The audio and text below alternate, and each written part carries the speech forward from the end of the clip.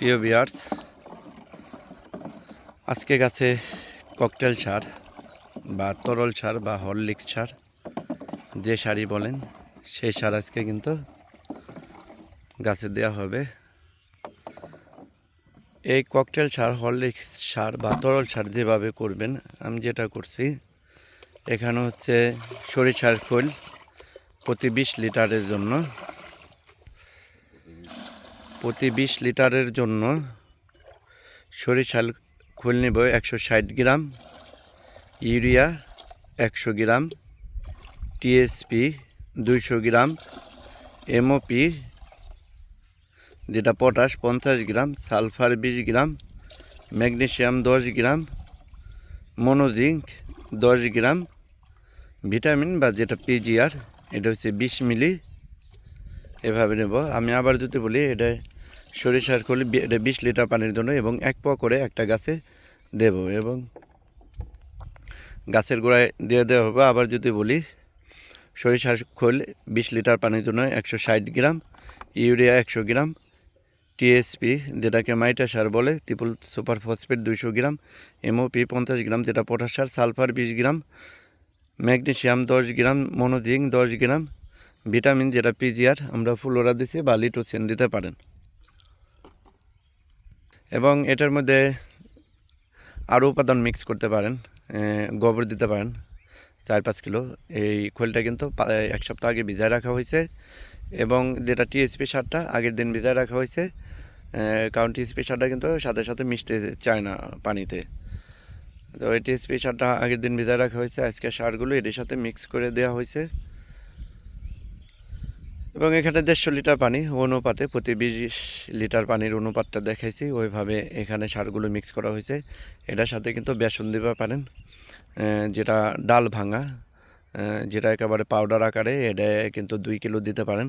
তারপরে 4-5টা ডিম দিতে পারেন, বা যেখানে অনুর্বর মাটি, উর্বর না যেটা বাঁশ জোরের মাটি, সেটাও 1-2 মুঠ দিতে পারেন এবং এগুলি দিয়ে আপনি ডিম প্লাস গোবর প্লাস হচ্ছে খোল, এগুলো কিন্তু বেসন, এগুলো কিন্তু 1 সপ্তাহ, বেসন বলতে যে কোনো ডালের গুঁড়া আর কি। তো আপনারা কিন্তু এগুলো করতে পারেন, এগুলি মিক্স করে করতে পারেন। আমি সাধারণত গোবর, বেসন এগুলি দিইনি, কিন্তু পরবর্তী ধাপে কিন্তু আমি দেবো এবং এটা কিন্তু খুবই উপকার। অল্প টাকায় কিন্তু আপনি অনেক সার পাচ্ছেন, কারণ এখন যে সারের দাম, তো আপনি কিন্তু আবার কার্যকারিতা ওরকমভাবে করে না। তো আপনি যদি ওই শুধু শুধু সার দিয়ে চাষ করতে চান, তাহলে কিন্তু ওরকম খরচটা কমে আসবে অনেকটা। কিন্তু কয়েকদিন আগে গাছটা দেখেছিলাম, গাছের কিন্তু এখন কিন্তু মাশাআল্লাহ গ্রোথ কিন্তু ভালো। এগুলা কি সাইড দিয়ে হাঁটার জায়গাতে বীজ দেওয়া হয়েছে? গুঁড়া পচা এগুলা জলা ওষুধ দেওয়া হবে এই দিক দিয়ে। তো দেখায় আমরা এরকমভাবে যে মগটাই কিন্তু 250 মিলি মেপে নিছি এবং এই যে গাছের গোড়া এভাবে দেব। আর যদি আপনারা এটা অনেকে পাতায় স্প্রে করা যায়, স্প্রে করতে চাইলে পার লিটারে 2 মিলি করে দিয়ে স্প্রে করবেন যদি স্প্রে করেন। দেখেন এভাবে এই জিনিসটা দেওয়া হলো, এখন কিন্তু এই গাছের গ্রোথ এবং গাছগুলো কিন্তু যথেষ্ট শক্তিশালী হবে।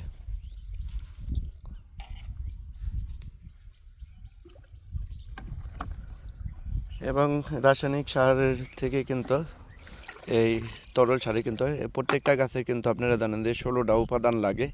এই জৈব সারগুলোতে কিন্তু সেই 16টা উপাদান তৈরি হয়ে যায় অলরেডি। ওদিকটা দেন।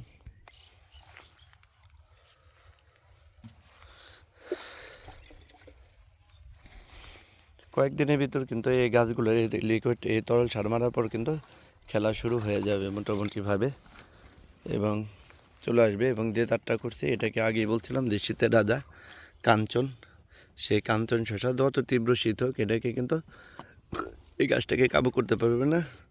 আর একদিনে যে যারা এই প্রজেক্টে কাজ করে ভাইদের বলে গেছিলাম এই আগাছাগুলো পরিষ্কারের জন্য, গাছের আশেপাশে যে গোড়ায় যাতে এই আগাছাগুলো না থাকে, এগুলো কিন্তু অনেক পুষ্টি এবং ভিটামিন টানে। যেমন এই শসা গাছটা আছে, এই শসা গাছটার থেকে কিন্তু অনেক অনেক বেশি কিন্তু এই গাছে কিন্তু পুষ্টি টানতে পারে। এবং এখন যেহেতু লিকুইড সার দেওয়া হচ্ছে, কারণ বিকেলের ভিতরে কিন্তু এই যে গাছের এই যে সাইডে যে আগাছাগুলো আছে এই আগাছাগুলো কিন্তু পরিষ্কার করা হবে, অথবা কিন্তু এই যে লিকুইড দিয়ে সার দেওয়া হচ্ছে এই লিকুইড সারে কিন্তু সিংহভাগই বেশিরভাগই কিন্তু এই আগাছাগুলোতে কিন্তু নিয়ে নেবে। এবং আলহামদুলিল্লাহ খুশির খবর হচ্ছে এখন কিন্তু মোটামুটিভাবে ভালো রোদ থাকে, এবং যেটা গাছের জন্য খুবই একটা খুশির খবর। এবং এই শীতকালে যারা শশা চাষ করেন, আমি মনে করি যে গরমের দিনে কিন্তু গাছগুলোর গ্রোথ কিন্তু কোনোভাবেই থামায় রাখা যায় না। ইচ্ছা করলে থামায় রাখার জন্য অনেক গ্রোথ থাকে, কিন্তু এই শীতের সময় কিন্তু গাছের গ্রোথগুলো কিন্তু ওরকমভাবে আসতে চায় না। সেই জন্য রাসায়নিক সারের পাশাপাশি কিন্তু আমরা এই লিকুইড সারগুলো তরল সার দিয়ে দিই, বা এর আগে কিন্তু গাছের গোড়ায় কিন্তু গাছ বৃদ্ধির জন্য NPK, তারপরে হিউমিক অ্যাসিড,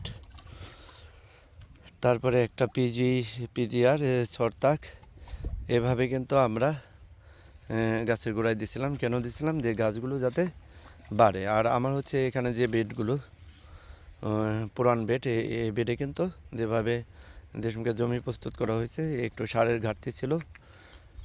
এবং এই শীতকালে শশা করতে গেলে কিন্তু আপনি কোনো সময় বেডের মধ্যে সারের ঘাটতি কিন্তু রাখা যাবে না। তাছাড়া কিন্তু গাছগুলো শীতকালে এমনিই বাড়তে চায় না। আর হচ্ছে যদি এই সারের ঘাটতি রাখেন তাহলে কিন্তু দেখা যায় গাছগুলো তেমন একটা বাড়তে চাবে না। সেক্ষেত্রে হচ্ছে গাছে কিন্তু বিভিন্ন রোগ জীবাণু চলে আসবে। দেখেন আমার গাছগুলো কিন্তু ওই শুরুতে যে পাতাগুলো আক্রান্ত হয়েছিল এখন কিন্তু আক্রান্ত পাতা নাই। এখন কিন্তু কয়েকদিনের ভিতর কিন্তু এই গাছগুলো কিন্তু মাছা ধরে যাবে। আশা করি যে 1 সপ্তাহের মধ্যে মাছা ধরে যাবে, এবং এক সপ্তাহ লাগবে না আরও জালি চলে আসতে। কারণ এই যে শাখা বাঁধগুলো আছে এই শাখা বাঁধগুলোতে কিন্তু জালি চলে আসবে অলরেডি।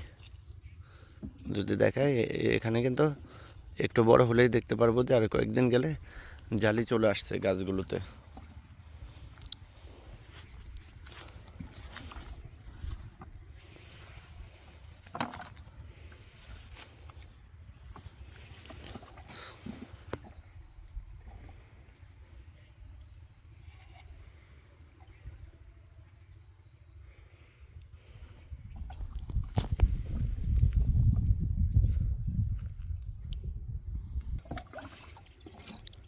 এবং যারা বাণিজ্যিকভাবে চাষাবাদ করেন আমি সবাইকে সাজেস্ট করব যে এই যে তরল সার বা ককটেল সার বা হরলিক্স সার যেটাই বলেন এইভাবে তৈরি করে নেবেন। খৈল, গোবর, বেসন যেটাকে ডাল বলে, এবং ডালটা কিন্তু অনেক ফাঁকি হতে হবে, অনেক বেসনের মতো, যেটা আমরা রমজানের বেসন হিসেবে খাই বা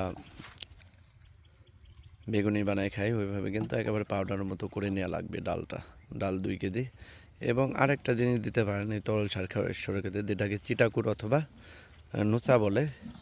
এবং এই চিটাকুর যারা পাবেন না তারা হলে 1-2 কেজি চিটাকুর দিয়ে দেবেন, তারা কিন্তু চিনি দিয়ে দেবেন যারা চিটাগুড়টা পাবেন না।